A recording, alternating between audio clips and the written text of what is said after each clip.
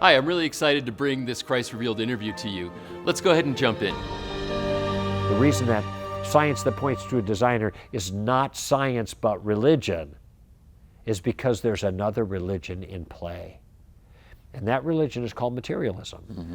Now, maybe saying it's a religion is a little self-serving, but because there's no God in materialism, that's the competition. Materialism is just a view of the world that says the only thing that exists are material things in motion, okay? But that's the competing religion, okay? And so what has happened is a scientific methodology which is perfectly fine and adequate to its own task.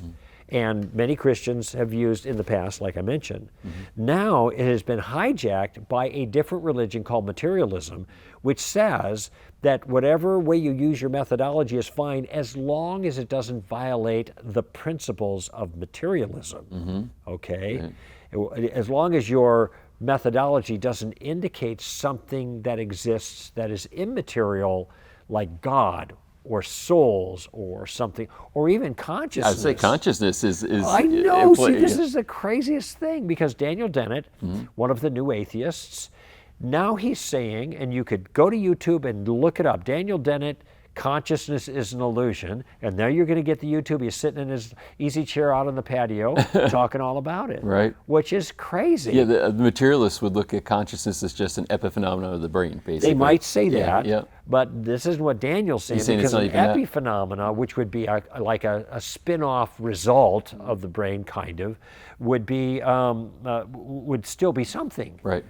But there are problems with that view that you just described, and so Daniel Dennett is going to say, well, believe it or not, consciousness is just an illusion. Really? Now, why has he got to say it? Because he doesn't fit in his materialistic box. Right. But it's, pardon me, but it's a foolish thing to say. Yes. And the reason is because you can ask yourself, what is an illusion? Well, an illusion is when your consciousness is being appeared to in a distorted or false way. I was going to say you're conscious of something. You have to be conscious in order to have an illusion. Right. So what's having the illusion? Another illusion. I mean, you can see how this is just... infinite regress. Well, they end up saying things that are just, again, wildly counterintuitive and foolish, because there's no way out for them. Right. Okay? But see, this is what's going on in this so-called battle between science and, now they're going to say, faith. Science and faith. See, it's just another way of marginalizing our view. Oh, that's just that faith stuff. That's not the knowledge stuff. We got that in science. It's this faith stuff that you just conjure up, you know. So about 10 years ago, no, it was about 20 years ago now, time flies, but there was an article written in the New York Review of Books by Richard Lewanton, Lewontin. Richard Lewanton was a Harvard geneticist at the very top of the pecking order of these things, you know, in the scientific community. And he wrote a piece that he dedicated to Carl Sagan, who had just died. It was about Sagan. It was called Billions and Billions of Demons is the title of the article. It's easy to look up, though. That's why I'm giving you some information here so people viewing here can just check it out. Right. Because what I'm about to tell you is going to stun people, okay? In that article, there's a long quote where Lewanton actually describes the true battle between science and religion. And he admits it's contrived.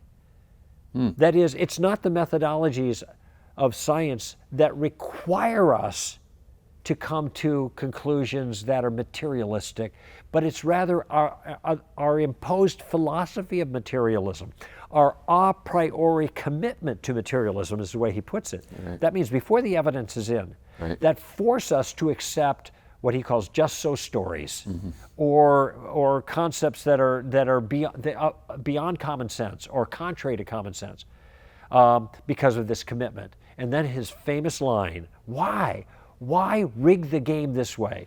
And he says, because we cannot allow a divine foot in the door, quote, unquote.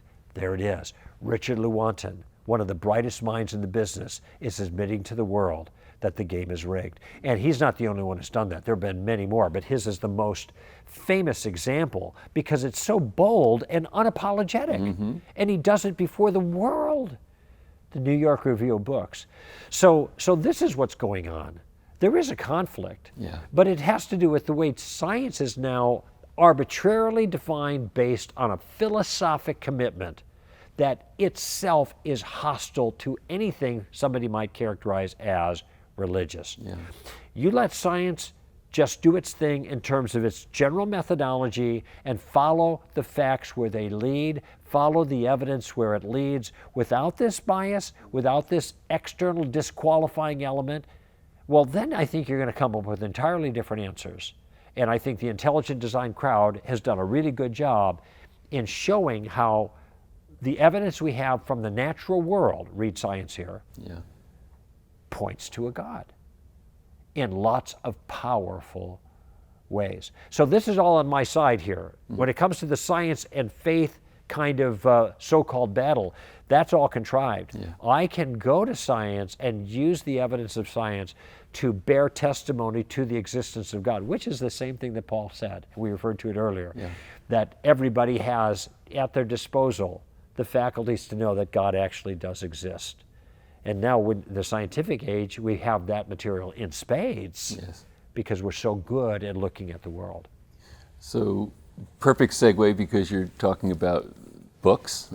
Yes. And certain books that are written. You've written books. I have a few. You have as a it few turns books. out. And you could write about a lot of subjects. Obviously, in this conversation, you cover a lot of ground, many areas of interest, decades of study and precision in thinking. You know, I could see how precise your thinking and words are.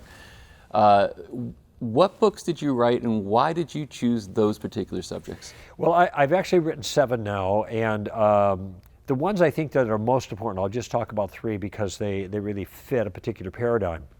I don't actually like writing. I write because it's something I'm capable of doing for an important purpose. And I'm entrusted with a stewardship. That's the way I look at it. And so I want because I don't particularly enjoy the process, it's a lot of work. Yeah. I want what I write to be durable, and it will only be durable if it speaks to important things in a way that people can understand and apply. Okay, so the first book that I wrote it with a colleague, Dr. Frank Beckwith, and the book was called Relativism, and the subtitle is Feet Firmly Planted in Midair. And this is where we take on the topic of moral relativism and in its various forms, and why culture has embraced it in different ways, and the impact it has, for example, on the question of abortion or on sexual issues and other policy concerns in our culture. And then what objective morality says about the existence of God. So that book is over 20 years old, almost 20 years old, and it's still selling, right. And it's still meeting a need because the problem is still there. Yes. The second book I wrote that's in this category is a book on maneuvering in conversations. Some of the material, most of the material people read in the area that we're talking about now is information stuff. Right. Okay, good stuff. We need it. But how do you get the information into play? Right. Okay. What's the title of this book? This book is called Tactics. Tactics, okay. A game plan for discussing your Christian convictions. So I actually chart out a plan, a step-by-step way of approaching conversations so they look more like diplomacy than D-Day, okay? Right. A lot of times it ends up too crazy, you know, and we don't want to go there. We want it to be pleasant and nice for people. And so what I noticed is that there's a missing bridge, and the bridge from the content to the conversation. So how do you get the information into play? And so that's where the material in this book comes from. Thanks so much for joining us for this interview, for taking this Christ Revealed journey with us. Remember, if you haven't already, subscribe.